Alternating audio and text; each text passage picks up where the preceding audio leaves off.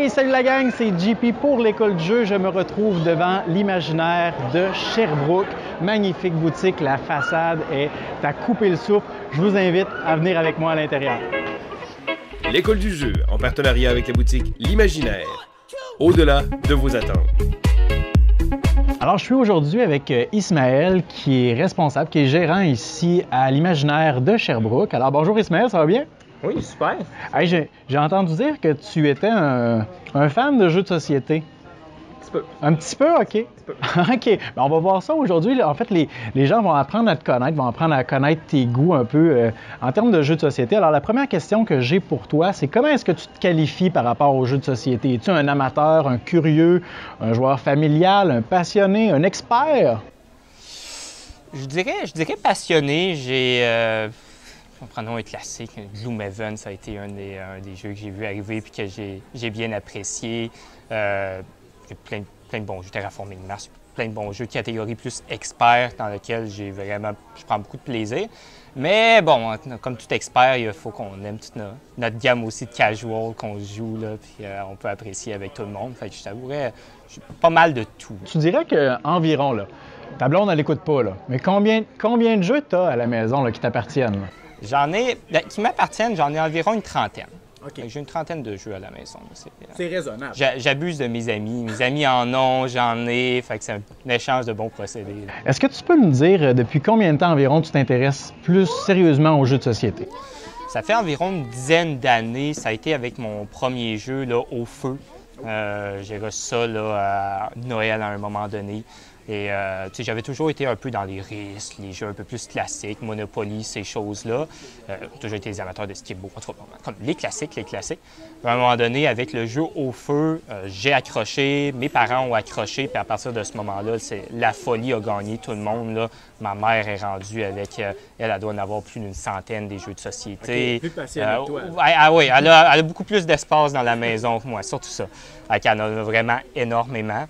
Alors, depuis ce moment-là, j'ai commencé avec Small World, lequel j'ai pris risque, je l'ai jeté dans les vidanges. Puis là, je suis gros là-dessus. Fait que ça fait une petite dizaine d'années. Là. Ma question qui tue.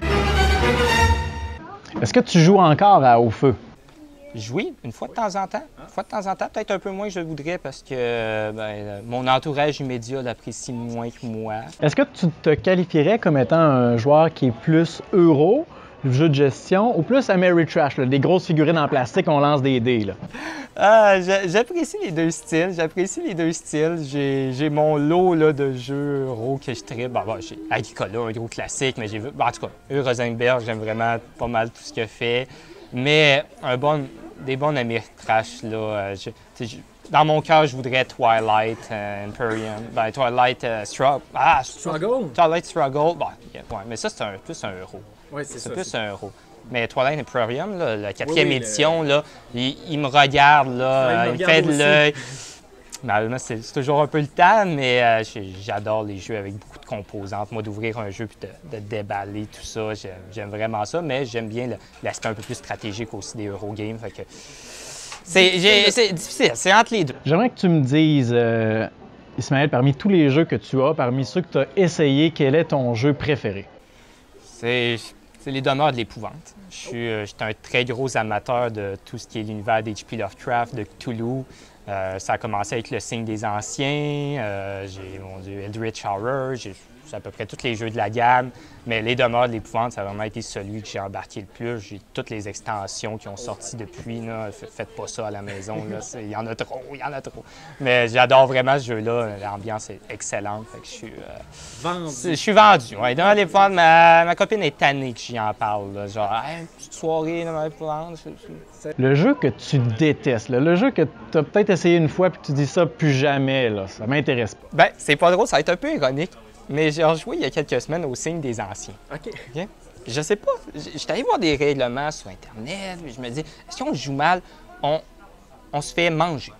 Il y a pas. Puis je me dis, j'ai acheté Dice4, des jeux de dés, etc. J'ai vraiment du plaisir avec les jeux de dés.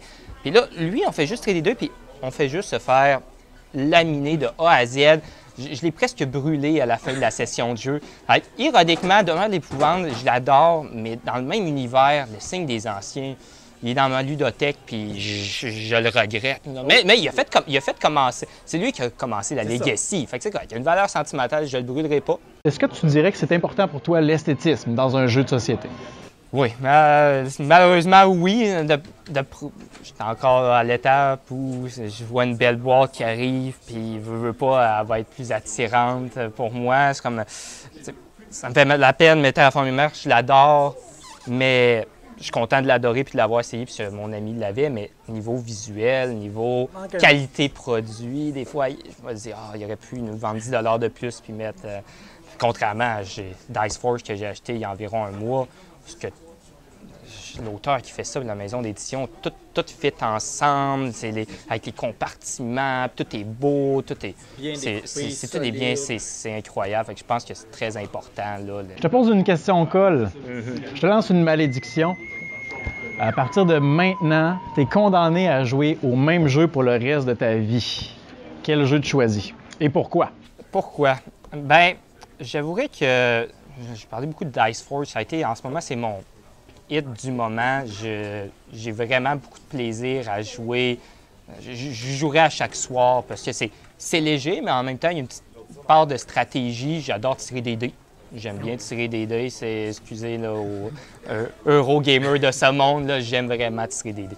Alors, c'est vraiment un jeu qui construit autour de ça. Je trouve très original. Puis c'est un 45 minutes que je ne vois pas passer à chaque fois que j'y joue. Fait que je serais capable pendant longtemps. Plus qu'il y a une extension qui s'en vient en 2019.